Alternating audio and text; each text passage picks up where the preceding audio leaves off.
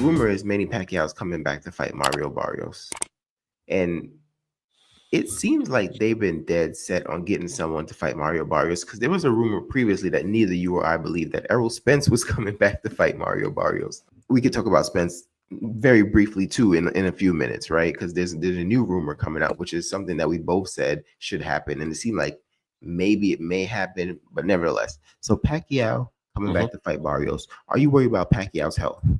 Absolutely, he's too old. Like I've seen his fight in Japan, and you can just tell he just doesn't look the same. He don't have the same bounce. He's not as fast. And Manny Pacquiao's fight styles heavily predicated off of the physical attributes. Yeah, he's always got the IQ, but it's heavy on how quick he was and how able he was getting in and out, throw punches and bunches, durability. Yeah, I don't want to see that fight, to be honest with you. I really don't. You know what I mean? I don't care how, but Manny Pacquiao might just be one of those guys that just loves to fight, or maybe just trying to cash in. But personally, I'm not really even interested in that fight. He's too old at this point. Yeah, I agree. And Barrios is an aggressive guy. Like, go back a couple fights. Barrios was almost stopped Ugas. But just to add to, the only thing I find interesting about this fight is the conundrum of these fighters, right? Pacquiao beats Thurman. Thurman beats Barrios. Ugas beats Pacquiao. Barrios beats Ugas. It's like these fighters are just in some weird kind of king of the hill circle right now. And maybe Pacquiao maybe he'll be the first one to get a second dub and claim himself the king of the hill. But all jokes aside, not really interested in the fight. I think Pacquiao should fight Floyd Mayweather.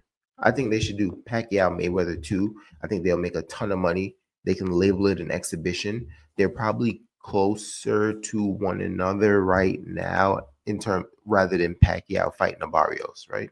Or Floyd allegedly fighting a Kambosos, which we see is not happening because Kambosos is fighting Richardson Hitchens, right?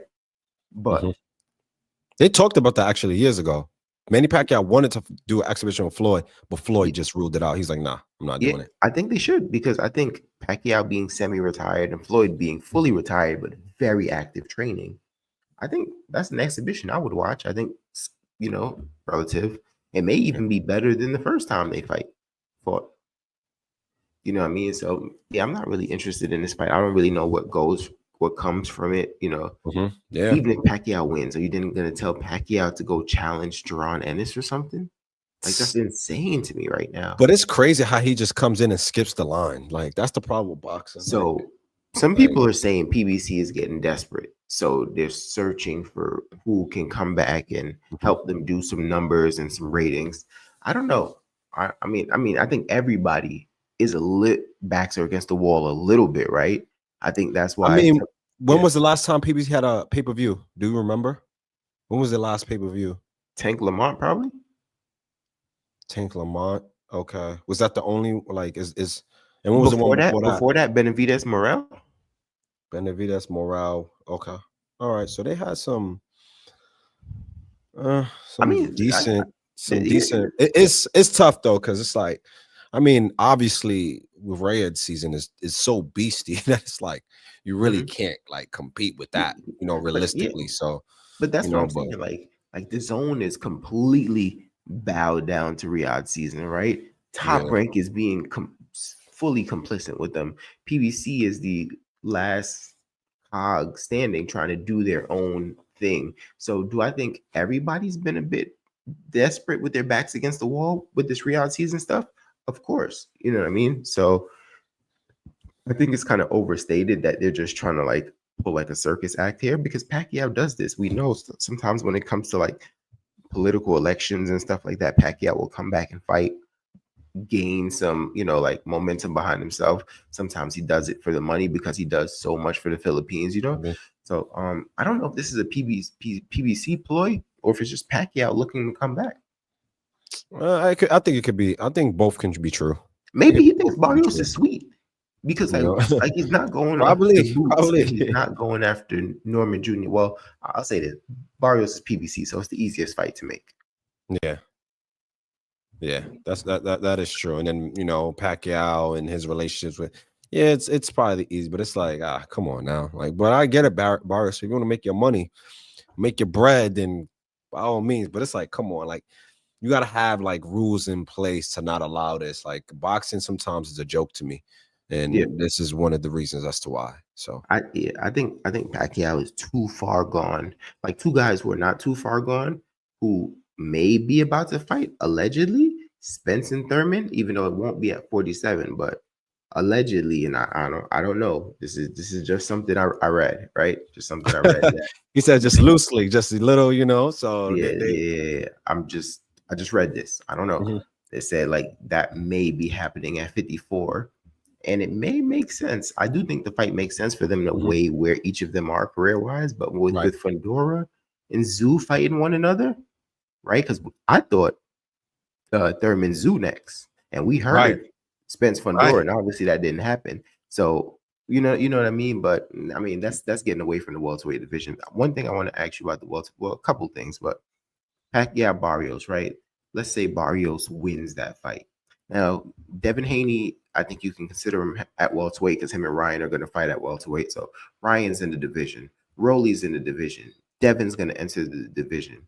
Tio's Maybe been Tio. Tio's Yeah. been calling out boots. So let's say Tio enters the division, right? Does that make it a stacked division, or do you think somebody maybe Boots Ennis is still just head and shoulders above everybody else? I think Boots. I wouldn't want to say head and shoulders, but I think he's the clear favorite in that division, in my honest opinion.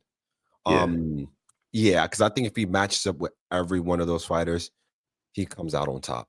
yeah. But I could be wrong, right? Because to be quite honest, even though Devin Haney has given us some lackluster performances in the last fight, he's still a talented fighter. We've seen what he did to the likes of Regis, right? Showed that his levels, right? Even though, regardless of what your opinion is, he gave Loma a good fight. You know what I Mhm. mean? Tio, same thing. Gave Loma a tough fight, beat Loma, beat Josh Taylor. Like these are like talented fighters. But I think just them being early on in that division and then going to fight Boots, someone that has been at the division for that long with his size, power. I think it's they might have, you can argue they might have probably better experience, but I think it's different when you're moving up and fighting the bigger guy. I think Boots is just probably the best at that division, in my honest opinion. Yeah, so I'll say Devin Haney, Ryan Garcia, Rolly, Tio, Boots stomps on all those guys, bro. See, I think my, I don't think he stomps on all of them. bro, I think he stomps on all those Nah, guys, bro. I don't Like, think so. I think if he was to fight like Tio, and I told you this before, I think if he fights Tio, I don't think he destroys Tio. That's my genuine, honest opinion, bro. yeah, I think if he fights Devin, I don't think he destroys Devin either. I I think don't. he I think stomps on Devin, bro. First of I all, think he I think he destroys Rolly and Ryan though. I think all he right, destroys look, those two. look at this. I think he stomps on Tio, but you know when someone does the stomp, like they stomp on something and they start turning their foot like that, like I think that's what he does to Devin Haney. He stomps on him. he's he's he as much as he just Like when grinds him somebody's out. putting a cigarette out, they stomp on him. Oh, I I'm think that's what crying. Boots does to Devin Haney. I think he's just too big, too strong, too much size. Devin Haney, a guy who rehydrates and was complaining about how big he thought Ryan Garcia was, let him get in the ring with Boots. He's goodness, bro. I would say Devin, depending on what I mean, I don't know. I don't know, man. Maybe I'm just giving Devin Haney more credit than he probably deserved. But I feel like I ain't gonna lie. If he gets in there with Tio though, I think he'll quickly find out because he would not have fight anyone as talented as Tio. Yeah, No I one mean, on his resume is closely talented as Tio, nor has the experience Tio has. And I think that's gonna go a long way. yeah, I think the issue, for Tio as well is I think Tio is going to be harder to get to than like a Devin when it comes to, like touching Facts. him. I just think, bro, it's just too much size. Like even in Tio felt, bro, I think Boots is just too big, bro. Like big. He's big. He's skilled, right? It's not like he's just big and he's a that is brute. true. He's big and he's skilled, bro. I think it's just gonna be too much in there. I don't think those guys are really gonna be able to hurt him, bro. I know Teal's a good puncher. I just don't think he's. And that's the thing. Teal don't even need to. That's what I'm saying. I think Teal fights Boots. He's not gonna go in there to look to hurt Boots. He's gonna look to tag him, boom, boom. And I'm not gonna lie, I feel like Teal probably got the better timing, and he's a great counter puncher. And if Boots was struggling with Karen, who's a smaller guy, who was skilled, that already tells me all it requires is you just need someone with a high IQ that doesn't need to be your size, that's probably has great timing, probably more skilled than you, and can probably make it 12 rounds. And I think Teal's that guy. I don't think Teal would move as much as Karen. I don't think it's in him to just move that much. I mean, what about the second fight? Now, the second fight was a lot better. Karen stood in there, and they traded some hits. I think Boots clearly won again, right? But the thing is, if Tio takes the chances of standing in there, being not a natural welterweight, bro, I think Tio can go down, bro. Yeah, but I don't know. But we'll probably have to wait and see. But I know niggas don't give Tio. I think the one thing that makes Boots still tricky, is, I mean, I would like to see a couple more, samples to like assess this, but it seems like based on his opinion of his competition, it kind of depends on what kind of fight he's gonna put forth, right? It or their seems like, style. Look at the styles that he's able to look the best at. No, I get that, but I'm saying like think about the Avanesian fight, even like the second fight where he's getting touched by Karen. It just seemed like those guys, he was less like worried about what they were bringing. And remember, we all was like, yo, is Boots getting touched too much? Like, what's going on? But then then he comes out and Stanionis barely like does any damage, right? So it seems like Boots is cognizant when he's like, I have no respect for you. It's like, whatever, you can touch me. But and like I said, I want to see it in a couple more fights just to make sure it's not just like coincidence. But it does seem like weighing his opponent depends the kind of fight he's going to give us. So I think he'll have some respect for Tio. I think it'll kind of be like the Spence Mikey Garcia, where it's just like, yo, I can't let this guy get off on me because it's going to be so much ridicule that I gotta just dominate this guy. Yeah, I don't think it's going to be like that at all. And I think it's that he does wake up for like big fights, but I think it has more to do with their styles, like with Roman Villa and Manis Stanionis. They walk forward like, yo, we're gonna bulldoze through and try to like outwork you. Versus Tio, you got to go and get him.